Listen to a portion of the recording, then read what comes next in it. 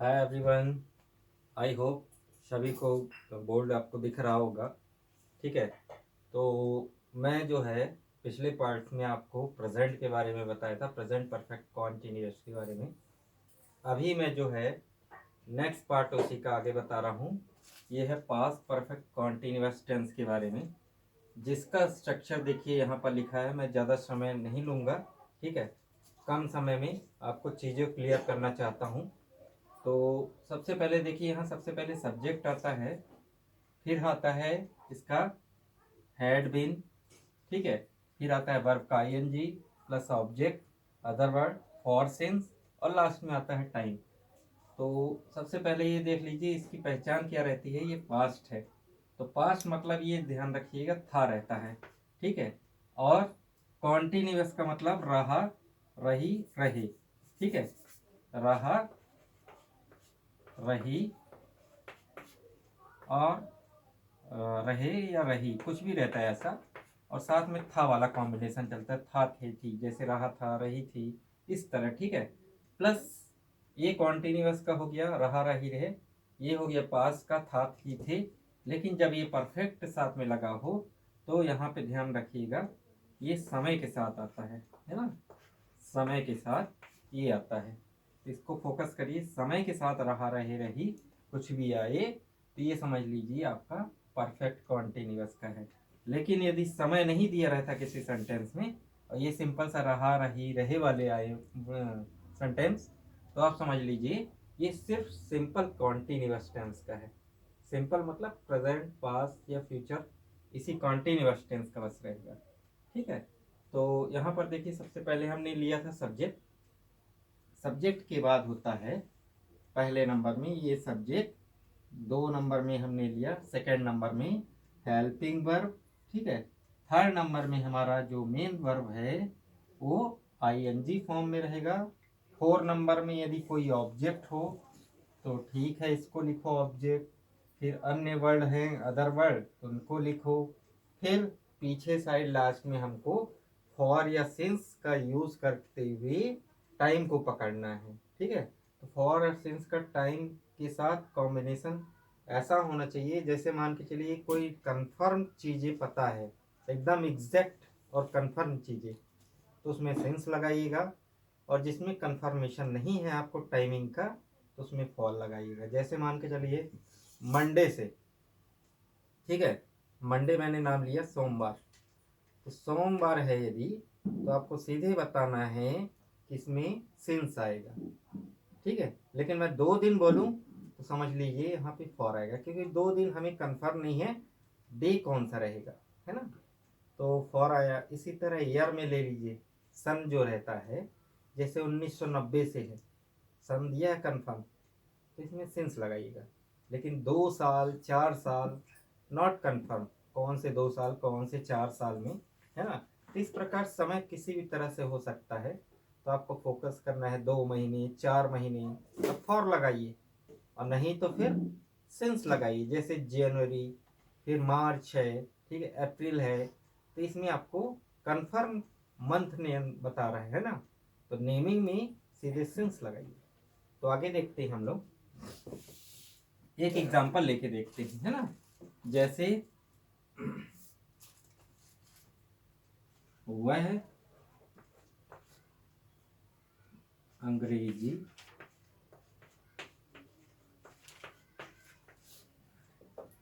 2 साल से सीख रहा था। ठीक है। अब देखिए यहाँ पर समय भी दिया है और रहा था भी है ना। तो ये सेंटेंस आपको ये बता रहा है कि ये इस टेंस का है। दूसरी चीज, यहाँ पर देखिए लड़का है लड़की, तो यहाँ पर सिंपल सा है रहा था, तो लड़का के लिए शो कर रहा है।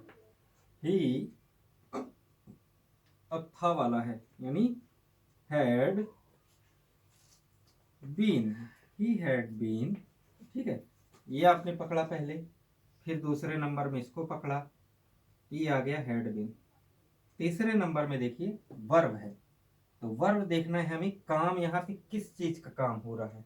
सेंटेंस में देखिए काम किस चीज का हो रहा है, सीखने का। तो यहाँ पर देखिए लर्न, लर्न का काम हो रहा है, ठीक है। अब प्लस प्लस आईएनजी इसकी पूंछ में जोड़ दो, ठीक है, लर्निंग। फिर ऑब्जेक्ट कुछ दिया है, क्या सीख रहा है, चलो देखिए, इंग्लिश, ठीक है, इंग्लिश सीख रहा है, ठीक है, अंग्रेजी सीखा।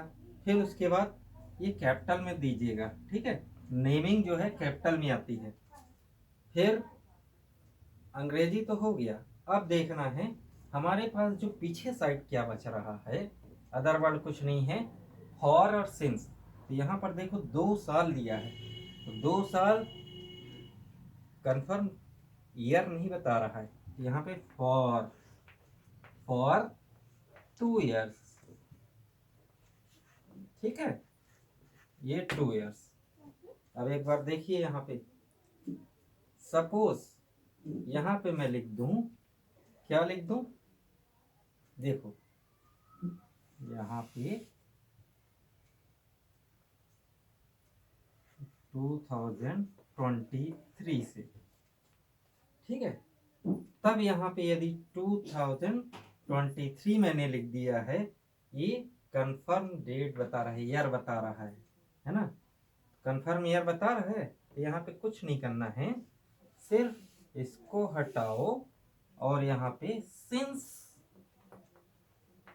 2023, ठीक है। तो देखो अब ये तो आपका हो गया अफर्मेटिव यानी प्लेन सिंपल वाला सेंटेंस। अब इसे हमें नेगेटिव में कन्वर्ट करना है, तो नेगेटिव में कन्वर्ट करने के लिए एकदम आपको ये फोकस करिए माइंड में कि यहाँ पर सब्जेक्ट तो ठीक है, लेकिन हेल्पिंग वर्ब जैसे होता है, हेल्पिंग वर्ब, ठीक है, उसमें नॉट लगाते हैं, उसके बाद किसी भी टेंस में सीधे हेल्पिंग वर्ब पे नॉट आता है। तो ये भी ध्यान रखना है कि यहाँ पर जैसे दो हैं, ठीक है, हैड बीन, हैड बीन, तो नॉट इसके बाद कभी नहीं लगाना है, ठीक है, इन दोनों के बाद नहीं लगाना है, हमेशा पहला पकड़िए, पहले जो हो इसके बाद नॉट, ठीक है। जैसे मान के चलो शैल हैव बीन, यदि इस तरह आ जाए मान के चलो फ्यूचर के लिए, तब क्या करेंगे, सबसे पहले इसको पकड़िए, पहले जो आए उसको पकड़िए, उसके बाद डायरेक्ट नॉट लगाना है, ठीक है, बाकी वो सब पीछे रहेंगे। तो ये हो गया आपका फॉर्मेट। देखिए वह है अंग्रेजी, क्या है, 2023 से नहीं सीख रहा है, नहीं यदि मैं लगा दूं, नहीं वाले सेंटेंस स्पेशली बोर्ड एग्जाम के लिए ये आपको जरूरी है सीखना, जो बोर्ड एग्जाम पेपर देना चाह रहे हैं बच्चे, तो इस तरह फॉर्मेट बनना चाहिए। फिर इसको वॉइस चेंज करना है, ठीक है, जब ये चीज़ें बनेंगी तभी आगे कुछ चीज़ें आपको समझ में आएंगी। तो यहाँ पर देखिए निगेटिव में यदि बनाना है तो ही हैड नॉट, ठीक है, बीन, बाकी सब वही उतर जाएगा, learning, learning English, English since 2023, okay. अब मान के चलिए आपको क्वेश्चन वाला बना दें, क्वेश्चन वर्ड, क्या क्या हुआ है, अंग्रेजी 2023 से सीख रहा है, क्या वाला शब्द आ गया, तो हमें ये भी चीज देखना है, ठीक है। तो यहाँ पे देखो कुछ नहीं करना, सिर्फ ये चीज जो है हेल्पिंग वर्ब, ये उठाओ जो पहले रहे हेल्पिंग वर्ब, ये नहीं कि दोनों को उठा के पहले डाल देना है, ठीक है, दोनों को उठा के पहले नहीं करना है सेंटेंस के ही के पहले। तो यहाँ पे हैड, फिर सब्जेक्ट ही, फिर आएगा बीन। हमने क्या बोला अभी, सिर्फ पहले वाले को इधर उधर उठा के फेंकना है, पटकना है, जो करना हो सिर्फ पहले वाले को पकड़ना, ठीक है। तो हैड ही बीन, फिर क्या है, learning, learning English, English since 2023, ठीक है, यदि ईयर दिया है। यदि 2 साल 4 साल है तो फॉर 2 years, फॉर 4 years। तो यहाँ पर since since 2023 but question mark. Okay, question mark जरूर लगाइए यदि क्वेश्चन में है, ठीक है। अब ये जो है पहले है, ठीक है, ये ध्यान रखिए, हेल्पिंग वर्ब पहले उठाया है, फिर सब्जेक्ट मैंने लिखा, फिर बीन लगाया, ठीक है। तो यहाँ पर ये आपका पास्ट परफेक्ट कॉन्टिन्यूअस टेंस के बारे में हो गया है।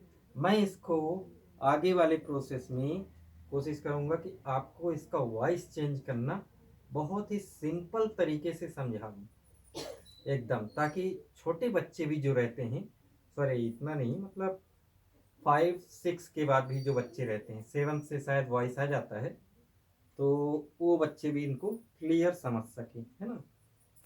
तो देखिए ये कंप्लीट हो गया है। अब इसके बाद मान के चलिए एक चीज मैं और बताने वाला हूँ। यहाँ पर मान के चलिए फ्यूचर वाला हूँ, फ्यूचर में मैं थोड़ा सा हिंट कर रहा हूँ बस, है ना। फ्यूचर परफेक्ट कॉन्टिन्यूअस टेंस हो तो यहाँ पर देखिए सबसे पहले क्या आएगा, सेल। सेल नहीं रहेगा तो फिर विल रहेगा, ठीक है, प्लस हैव बीन, ये आएगा। बाकी सब पैटर्न वही रहता है फ्यूचर में भी, ठीक है, बहुत सिंपल सा है। एक बार यदि आपके दिमाग में आ गया है कोई भी एक का, तो आप बस उसी सीक्वेंस से पूरे टेंस कवर कर सकते हो, ठीक है। तो बाकी हर चीज किसका प्रयोग कहाँ होता है ये मैं अपनी पिछली वीडियो में सब कुछ धीरे धीरे बता चुका हूँ, ठीक है। यहाँ पर देखो ये हटाते हैं, अब एक पैटर्न इसका भी देख लेते हैं, ठीक है। तो इसमें एक पैटर्न हम लोग देख लेते हैं, यहाँ पे कोई सेंटेंस देख लेते हैं। वे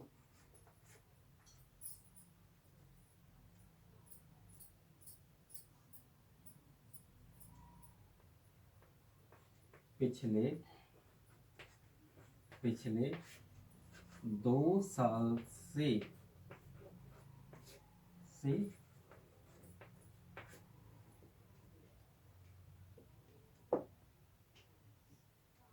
खेल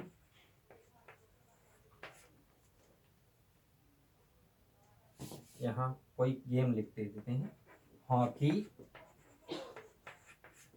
खेल रहे रहे होंगे, होंगे नहीं, होगी नहीं, होंगे, ठीक है, होंगे, ये देखो ये बिंदी है, होंगे, ठीक है। हिंदी में यही तो मिस्टेक होती है, होंगे है या होगी है, ठीक है। तो मैंने पिछली वीडियो में भी बताया था कि इस बिंदी का महत्व बहुत ज़्यादा होता है, ठीक है। पिछली वीडियो मेरी देखिएगा तो उसमें समझ में आ जाएगा कहाँ पे क्या चीज़ होता है।